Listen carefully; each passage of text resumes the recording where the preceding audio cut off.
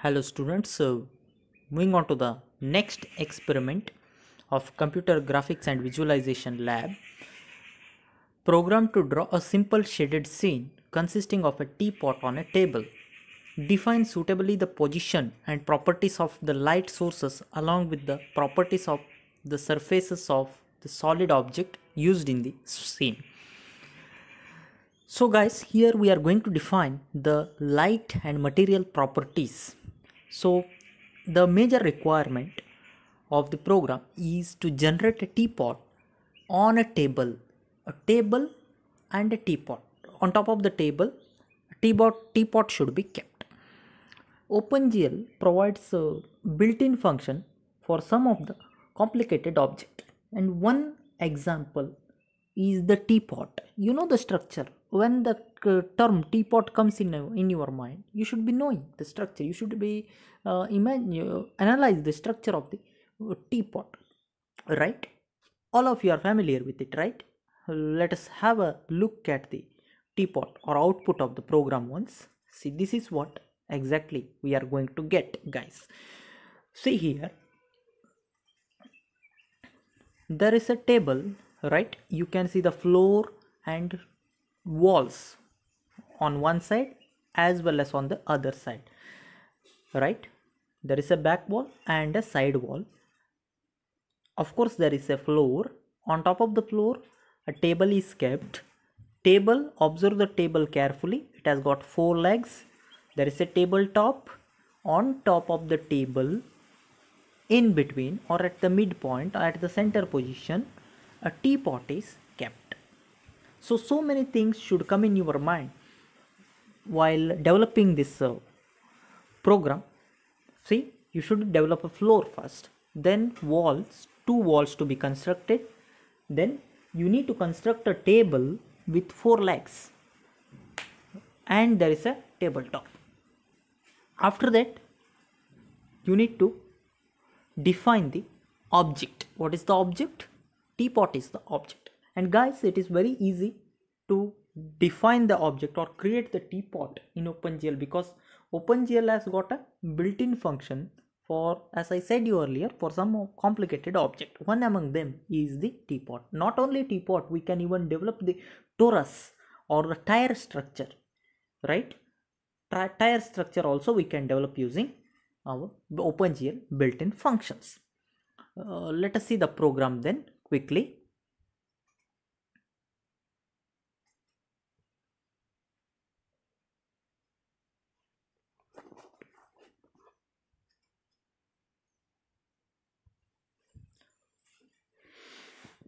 So there is a user defined function teapot, you can see, and here you can check there is a built-in function called glut solid teapot.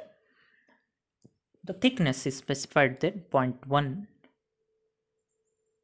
Then apart from them we have a few other representations, so push matrix and pop matrix.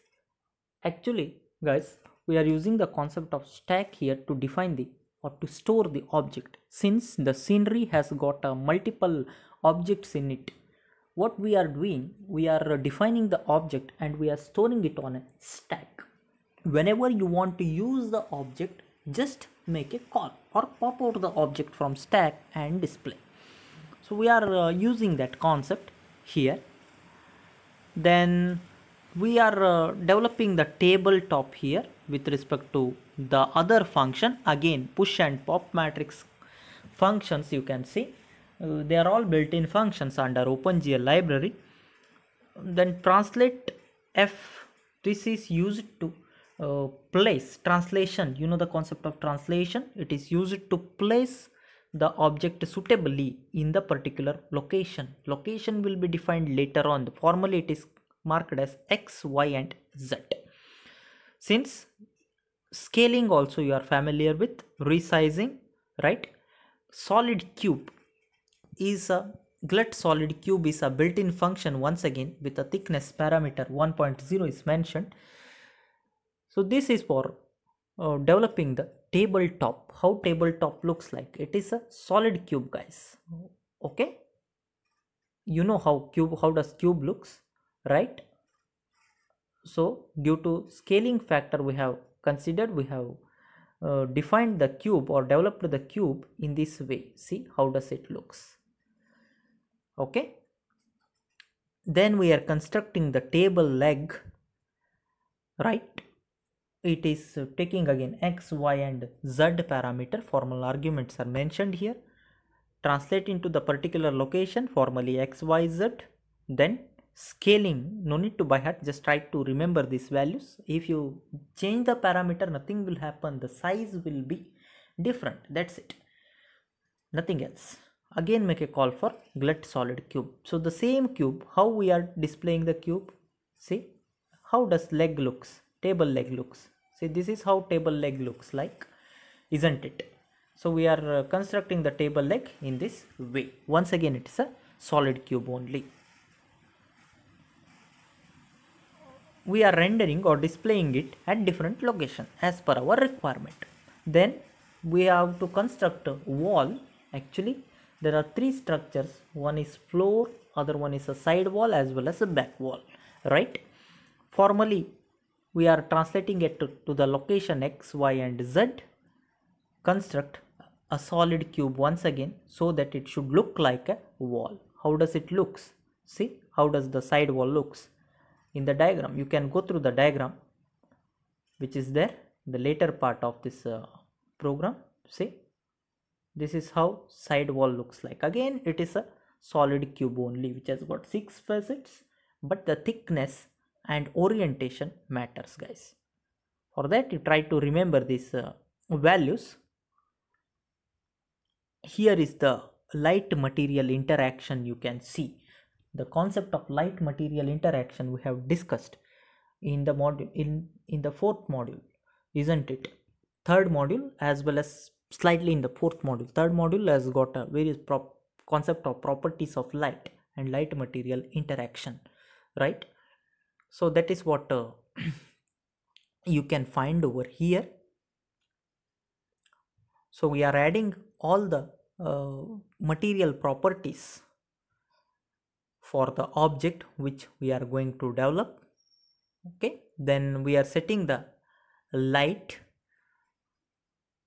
0, light 1 and so on. You can even go through the comment lines, somewhere comment lines are mentioned. Okay, this is what look at function is, the camera specification, initial specification of the camera. Then as you can see the display function has got comment lines in it. See, creation of a teapot by making a call for the teapot function. Go for and call the teapot function here. Glut solid teapot is created with the help of the function. Then table top is called, table legs 4 times you need to call the function because there are 4 legs, isn't it? Yeah, you can go through here. Different parameters are passed because they are rendering at different locations. Please try to understand. 1, 2, 3 thrice times the wall function is called. Why? One is for floor, other one is for side wall, and the last one is for the wall which is behind the table or behind the object. Fine. Then the main function, lighting should be enabled as well as normalization functions to be enabled.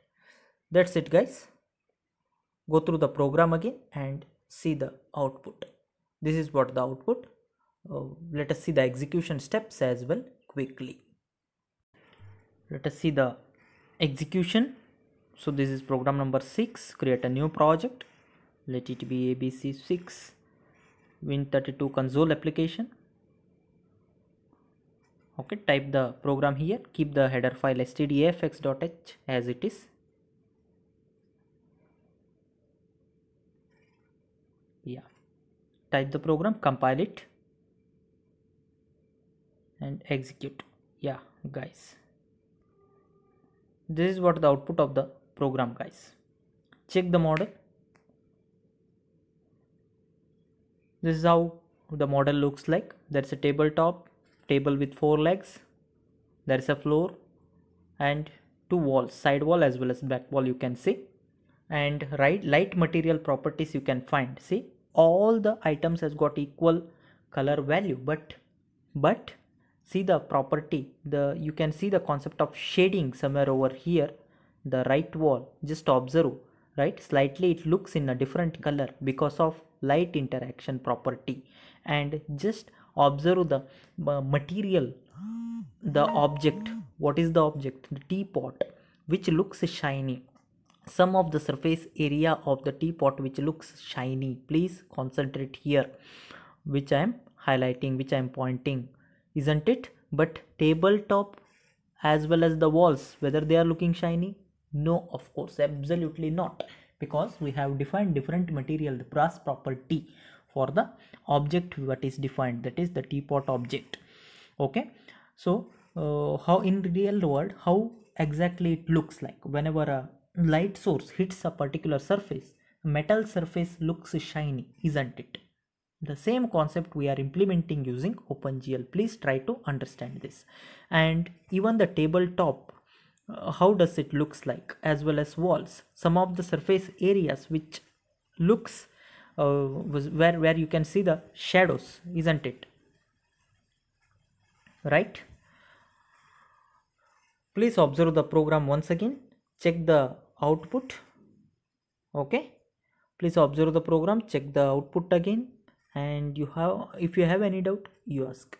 Thank you for watching. See you in my next video.